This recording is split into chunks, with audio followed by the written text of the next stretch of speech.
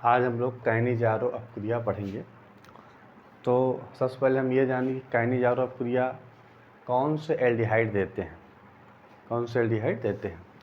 ऐसे एल्डिहाइड काइनेजारो अपक्रिया देते हैं जिनके पास अल्फा हाइड्रोजन परमाणु अनुपस्थित होता है या हाइड्रोजन परमाणु नहीं होते हैं। जैसे कौन हो सकता है? फॉर्मल्डिहाइड, HCHO ले लीजिए, यह काइनेजारो अपक्रिया देगा। बेंजल्डिहाइड ले लीजिए आप,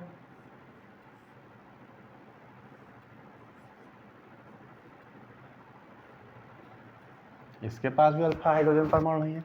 तो काइनेजारो अपक्रिया वे एल्डिहाइड देते हैं जिनके पास अल्फा हाइड्रोजन परमाणु नहीं होता है। पहली चीज़ याद रखिए, कीटोन काइनेजारो अपक्रिया नहीं देता है। कीटोन काइनेजारो अपक्रिया नहीं देता है। एल्डिहाइड काइनेजारो अपक्रिया देता है। और कौन से एल्डिहाइड काइनेजारो अपक्रिया देते हैं? जिनके पास अल्फा हाइड्रोजन परमाणु अनुपस्थित होता है, जिसमें फॉर्मल्डिहाइड दे सकता है और बेंजल्डिहाइड दे सकता है। आइए हम लोग अपक्रिया कराते हैं, देखते हैं कि कैसे काइनेजारो अपक्रिया करता है। होता क्या है कि हम फॉर्मल्डिहाइड के 2 मोल ले लें,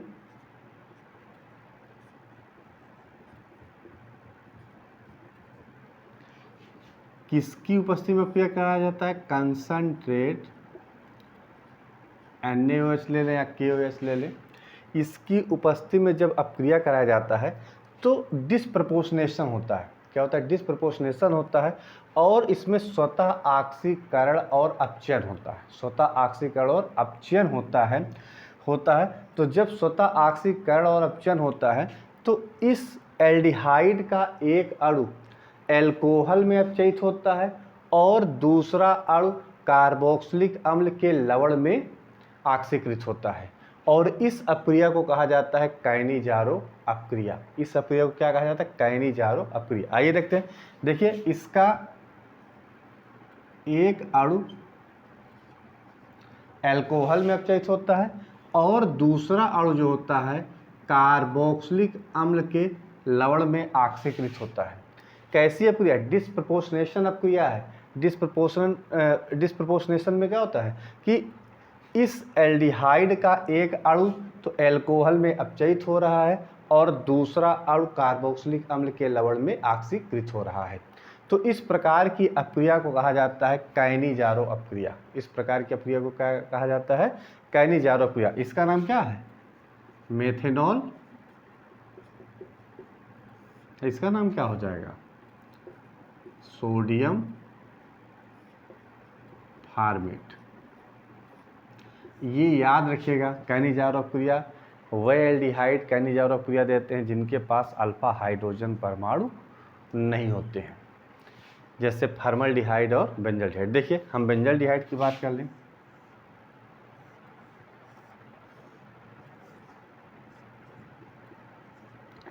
दो मोल बेंजल्डिहाइड के ले लें।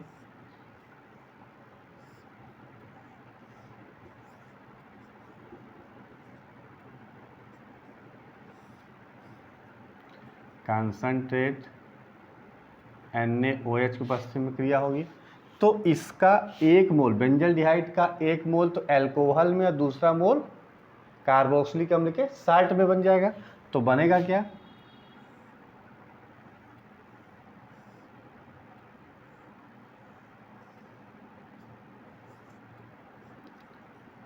CH2OH प्लस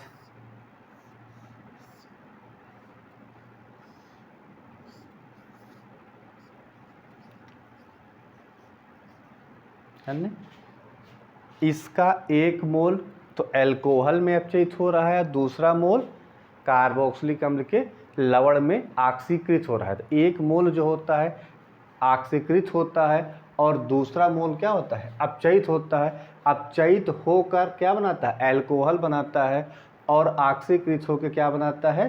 कार्बोक्सिलिक अम्ल का साल्ट बनाता है। क्या बनाता है? कार्बोक्सिलिक अम्ल का साल्ट बनाता है। इसका नाम क्या है? Benzyl alcohol.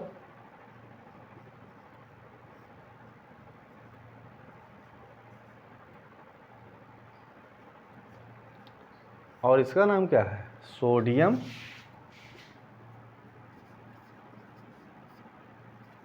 बेंजोएट।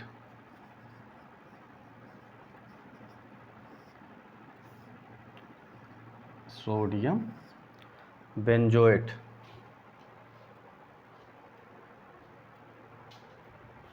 ठीक है, तो इस प्रकार की अपक्रिया को कहा जाता है कैनिजारो अपक्रिया। इस प्रकार की अपक्रिया को क्या कहा जाता है?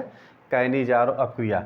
बेंजल्डिहाइड के 2 मोल या बेंजल्डिहाइड के 2 अणु कंसंट्रेट NaOH की उपस्थिति में जब गर्म किया जाता है तो बेंजल्डिहाइड का एक अणु बेंजिल अल्कोहल में अपचयित होता है, बेंजिल अल्कोहल में अपचयित होता है और दूसरा अणु सोडियम बेंजोएट में ऑक्सीकृत होता है। इस प्रकार की अपक्रिया को कहा जाता है कैनिजारो अपक्रिया। इस प्रकार की अपक्रिया को क्या कहा जाता है? कैनिजारो अपक्रिया। अब हम यही क्रॉस कैनिजारो की बात करें। क्रॉस कैनिजारो अपक्रिया में क्या होगा?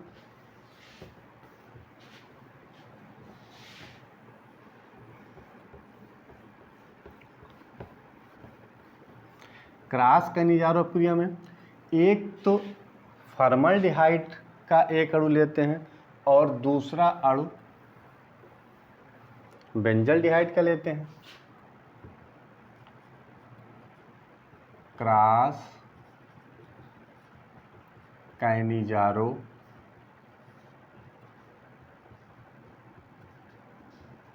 अपक्रिया, इसमें क्या होता है? एक अणु बेंजल्डिहाइड का लें,